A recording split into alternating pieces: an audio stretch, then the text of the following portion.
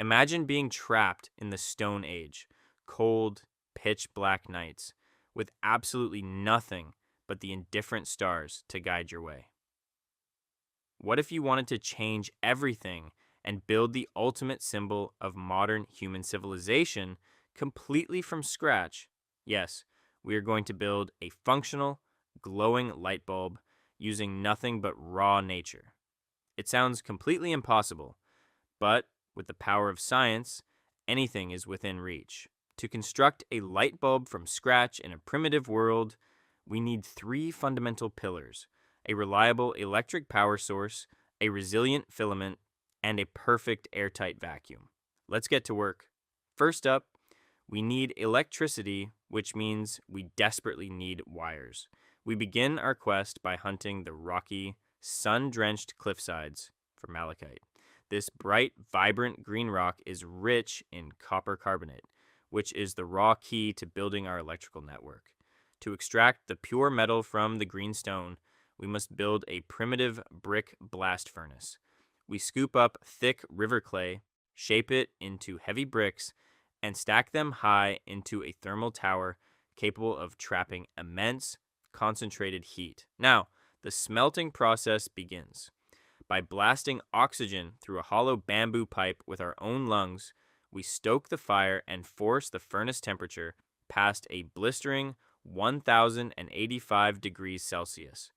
Slowly, glowing, molten copper starts dripping from the base of the stone. Using primitive clay crucibles, we carefully pour the liquid metal into long, narrow grooves carved into flat stone slabs. As the orange glow slowly fades, we are left with crude, solid copper rods ready for the next stage. Now for some serious manual labor. Using pure muscle and raw determination, we pull these ductile metal rods through smaller and smaller holes drilled into a hard ironstone plate.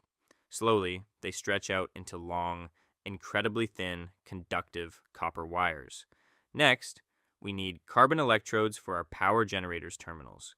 We dig a shallow pit fire, fill it with green wood, and bake it under a low oxygen dirt cover.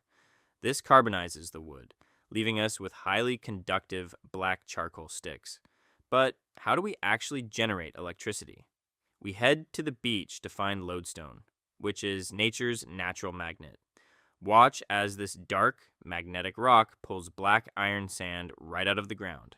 This is our ticket to electromagnetic induction. We carve a precise wooden axle from a sturdy branch and attach a small hand crank handle. Then, we mount our lodestone rock securely right in the center to create the spinning heart of our generator, the rotor. To harvest the magnetic field, we wind our homemade copper wire hundreds of times around a hollow wooden cylinder. Remember, the more tight turns we wrap, the more electrical voltage we will be able to generate. Now, we slide the magnetic wooden axle directly inside the wire-wrapped cylinder. Just like that, we have built a fully functional, primitive electromagnetic generator entirely from raw wood, stone, and copper. We crank the handle furiously. As the magnet spins, it forces free electrons to flow through the copper coil, generating raw, beautiful, live electricity. See those tiny blue sparks jump between the wires? It actually works. But wait, if we connect our copper wires directly, the massive current will instantly melt them through Joule heating, defined by the formula power equals current squared times resistance. We need a high resistance filament that can glow without melting. The secret? Carbonized bamboo, the exact material Thomas Edison used in his historic early designs. We venture into the dense forest, select a mature, flexible bamboo stalk, and harvest it with our stone axe.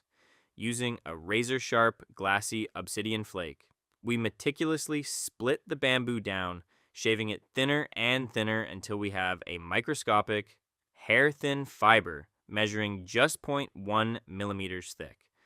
To prepare it, we lock the delicate bamboo fiber inside a tiny clay jar. We seal the lid completely airtight using wet river mud to ensure absolutely no oxygen can slip inside during the baking process. We toss the sealed jar straight into the white-hot coals of our campfire.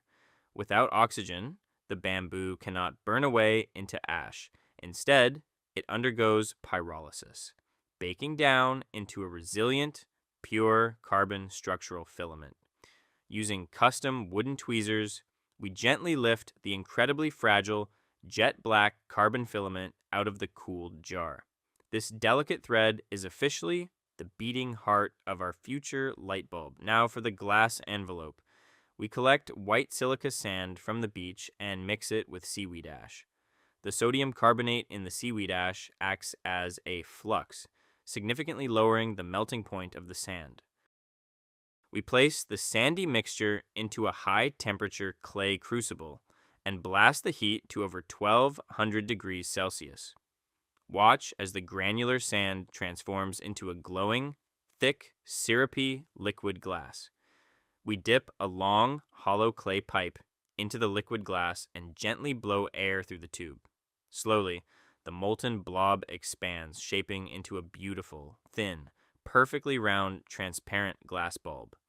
Very carefully, using steady hands and tiny wooden pegs, we mount our delicate carbonized bamboo filament onto the two copper wire leads inside the neck of the glass bulb. But we have a massive problem. If we power this up now, the oxygen trapped inside the bulb will instantly react with the superheated carbon, burning our beautiful filament to ash in a fraction of a second. We must create a vacuum. We carve a hollow wooden cylinder and wrap a piece of animal leather tightly around a wooden plunger to construct a primitive manual air pump. We connect the pump to a tiny clay nozzle at the bottom of the glass bulb and pump the handle furiously. With every stroke, we suck the damaging air molecules out of the glass chamber, creating a near-perfect vacuum. Quickly, before any air can rush back in, we heat a small blob of molten glass and melt it directly over the nozzle, sealing our vacuum shut tight forever. Now, we take the copper wire leads extending from our vacuum-sealed bulb and wrap them securely around the terminals of our handmade, hand-cranked generator. This is the ultimate moment of truth.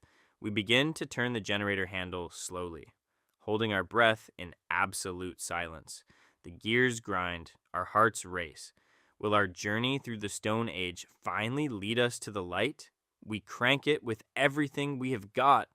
Electrons surge through the wire, the carbon filament resists, and a brilliant, warm yellow glow explodes outward, completely conquering the dark cave. From nothing but clay, sand, and wood, we have conquered the darkness. Science wins again. We literally started with nothing but rocks and river mud, and now we have light. It just goes to show that no matter how impossible the challenge looks, science wins every single time. If you want to see what crazy journey we take you on next, hit that subscribe button right now and join the channel. You won't want to miss whatever madness we pull off next, but I need your help to decide what comes next. What theme, challenge, or crazy idea should we tackle in the next video? It doesn't just have to be about building things from scratch. It could literally be anything you want to see. Drop your absolute wildest ideas in the comments below. I'll be reading through all of them to pick our next big video theme. Thanks for watching. Stay curious, and I'll see you in the next one.